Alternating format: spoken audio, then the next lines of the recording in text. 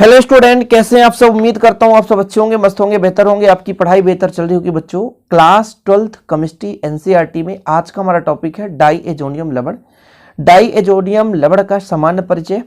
और क्योंकि हर एक रिएक्शन में, चाहे वो एल्कोहल का हो, चाहे वो फिनाल का हो, चाहे वो ईथर का हो, चाहे कार्बोक्सिलिक अम्ल का हो, चाहे वो अमोनिया का हो, एमीन ग्रुप का हो, एल्डिहाइड ग्रुप, कीटोन ग्रुप, किसी भी ग्रुप में बच्चों आप हर एक ग्रुप में डाईएजोनियम लवण देखे हैं। सबसे ज्यादा फिनाल में तो, और हेलोएरीन में भी आपने डाईएजोनियम लवण पढ़ा था, सिंडमेयर अपक्रिया। तो डाईएजोनियम लवण बहुत बार घूम फिर करके आ चुका है और अंतिम में हम डाईएजोनियम लवण के बारे में संक्षिप्त टिप्पणी यहां पर समझने वाले हैं। तो फिलहाल सबसे पहले बच्चों आप लोगों को समझना जरूरी है कि इसके खोजकर्ता कौन थे। यानी डाईएजोनियम लवण की खोज किसने की, तो जॉन पीटर ग्रीस। ये नाम याद रखना चाहिए आपको कि डाईएजोनियम लवण की खोज किसने की थी, जॉन पीटर ग्रीस ने।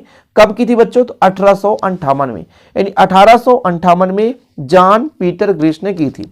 सन याद नहीं रहेगा फिर भी चलेगा, लेकिन आपको इतना याद रखना है कि किसने की, तो भैया जॉन पीटर ग्रीस ने की थी।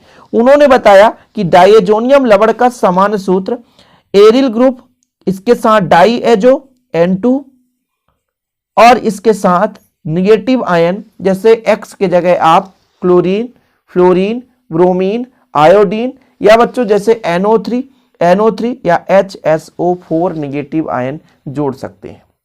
ये चीज है। एरिल मतलब भाई साहब आपका C6H5, ये एरिल ग्रुप हो जाता है।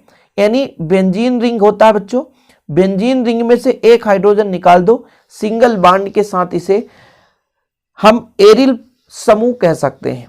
तो एरिल समूह यहां पर हो, इसमें N2 हो, पॉजिटिव क्यों होता है इसके बारे में चर्चा करेंगे। X निगेटिव रहेगा, चाहे वो क्लोरीन हो, चाहे ब्रोमीन हो, चाहे आपका नाइट्रेट आयन हो, ठीक है, चाहे बच्चों आपका आयोडीन आयन हो, कोई भी हो, निगेटिव के रूप में रहेगा। तो ये हमारा कहलाएगा डाईएजोनियम लवण। इसका नामकरण कैसे करते हैं बच्चों, तो नामकरण करने के लिए अपन ने पहले ही बताया कि ये डाईएजो समूह कहलाता है। इसका नामकरण मूल हाइड्रोकार्बन जिनसे ये व्युत्पन्न होती है उनमें प्रत्यय डाईएजोनियम तथा एनायन का नाम लगाकर किया जाता है।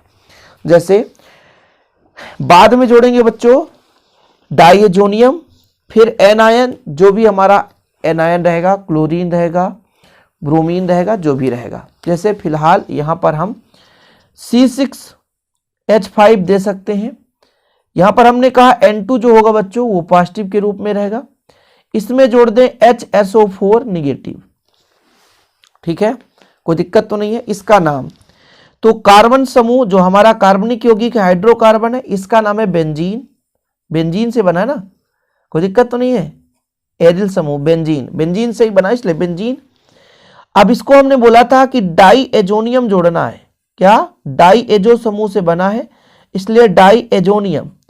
ईएम जुड़ता है हमेशा, आईयूपीएसी नॉमेनक्लेचर में पॉजिटिव है तो ईएम जुड़ता है। आप लोग उपसहसंयोजी यौगिक में पढ़े हैं, ईएम जुड़ता है बच्चों। अब ये क्या है, H का है हाइड्रोजन, तो हाइड्रोजन लिख दो। और बच्चों यहां पर सल्फेट है तो सल्फेट लिख दो। ये भी डाईएजोनियम लवण है। सबसे ज्यादा पॉपुलर डाईएजोनियम लवण आपने बहुत बार पढ़ा है कि C6H5 N2 पॉजिटिव के रूप में और ये Cl निगेटिव के रूप में, ये हमारा डाईएजोनियम लवण होता है। सबसे ज्यादा रासायनिक अपक्रिया में यही आपको देखने को मिला है। जैसे हमने इसको कहा बेंजीन डाईएजोनियम, क्या बच्चों, diazonium, azonium, benzene diazonium, Cl है, इसको बोलेंगे क्लोराइड।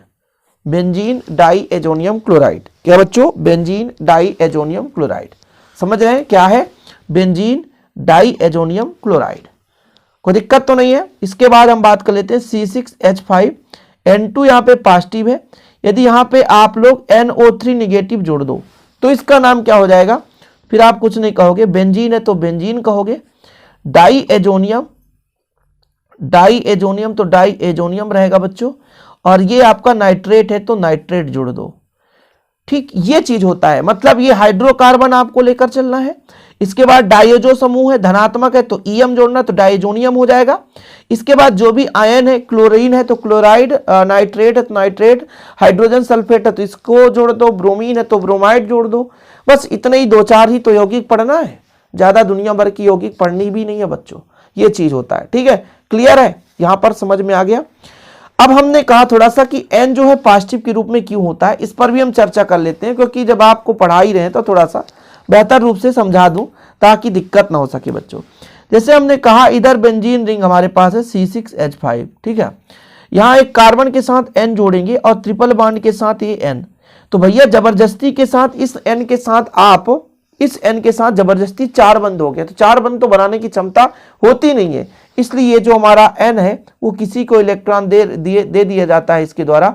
और बच्चों इसमें हम क्लोरीन को इलेक्ट्रॉन दे देते हैं, जिसके कारण ये हमारा जो यहाँ पे एक्स ग्रुप है वो निगेटिव आयन हो जाता है, पॉजिटिव आयन।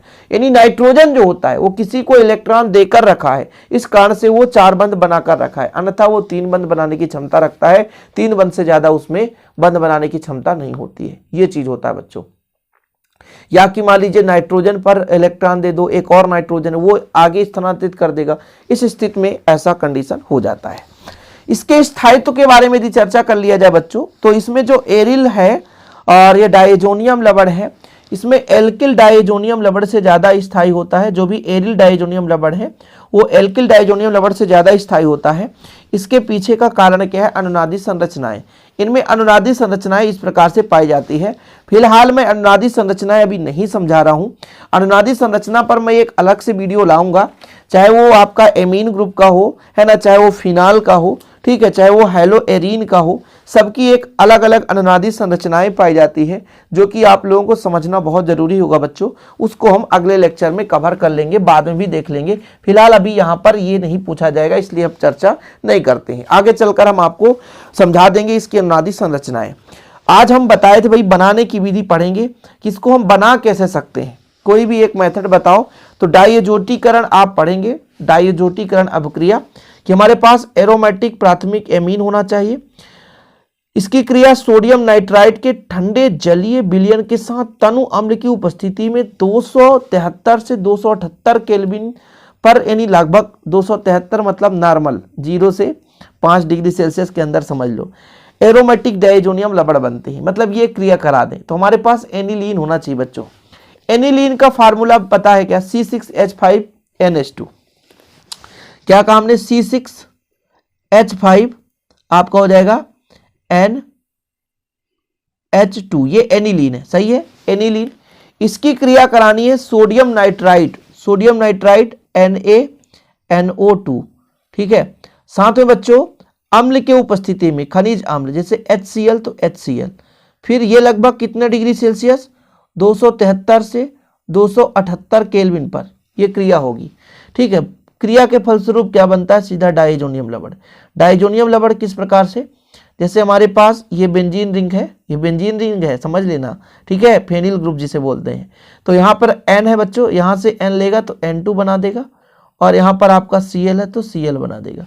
अब कहोगे और कहाँ चला गया, तो यहाँ पे 2 का मल्टीप्लाई तो एक NaCl बाहर हो जाएगा, और बच्चों यहाँ से जो H है और एक ऑक्सीजन लेकर के H2O के रूप में बदल जाएगा, है ना। बैलेंसी कराने के लिए 2 हाइड्रोजन यहाँ से, 2 हाइड्रोजन 4 हाइड्रोजन, तो 2 का मल्टीप्लाई कर दो, तो इस प्रकार से ये बेंजीन डाइजोनियम लवण बन जाता है। तो इसका नाम हो जाएगा बेंजीन डाइजोनियम क्लोराइड, ठीक है। तो इस प्रकार से इसकी बनाने की विधि भी कंप्लीट हो गई। एक ही विधि है बनाने की, ज्यादा विधि नहीं है बच्चों, केवल एक विधि है, और इसको सिंपल तरीके से हम आपको समझा दिए। इसका मैकेनिज्म करने की जरूरत नहीं है, केवल इसको साधारण विधि से आप समझ जाओगे तो इतना ही काफी है, ठीक है। क्योंकि डाइजोनियम लवण आपके सिलेबस में इस चैप्टर से 2 टॉपिक्स है, एक एमीन्स बच्चों और एक डाइजोनियम लवण। ये 2 टॉपिक्स को आपको अच्छे तरीके से पढ़ना है। इसके भौतिक गुण के बारे में हम यदि बात करें तो भौतिक गुण में बच्चों जैसे हम बात करते हैं कि ये लवण रंगहीन क्रिस्टलीय ठोस होते हैं, जल में विलेय होते हैं, एल्कोहल में अल्प विलेय होते हैं। आप लोग लिख सकते हैं, यहाँ पर थोड़ा सा लिख लीजिए भौतिक गुण। इसके बाद जो रासायनिक गुण है उसको हम तो विस्तृत डिटेल करेंगे अलग से।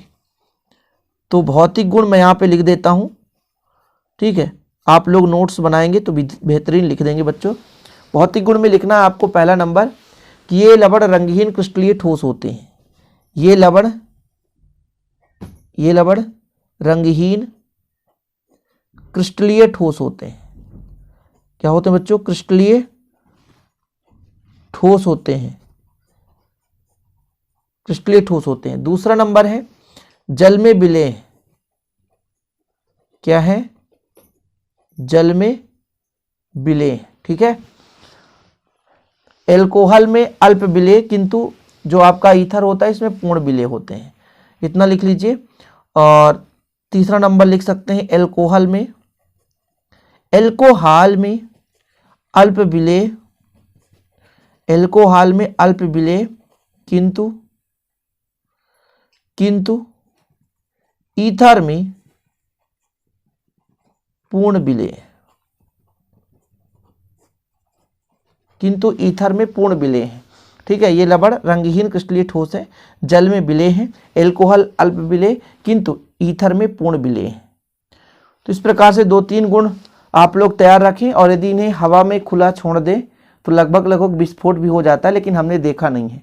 आप लोग लैब में कोशिश मत करिएगा कि भाई साहब डाइजोनियम लवण रखा है उसे आप खुला छोड़ दो, यानी बोतल पे रखा है आप लेकर बाहर रख दो, ऐसा नहीं करिएगा, क्योंकि क्रिया करके ऐसा माना जाता है विस्फोटक पदार्थ बनाता है। फिलहाल आज के लिए बच्चों इतना ही। वीडियो पसंद आया तो लाइक करके शेयर कर दें। इसकी जो रासायनिक अपक्रियाएं हैं वो एक ही लेक्चर में कोशिश करूंगा, जो भी 10 होंगे 5 होंगे, ताकि ये डाइजोनियम लवण वाला चैप्टर खात्मा हो जाए और आगे हम आपको केमिस्ट्री पढ़ाते रहें। जय हिंद, वंदे मातरम।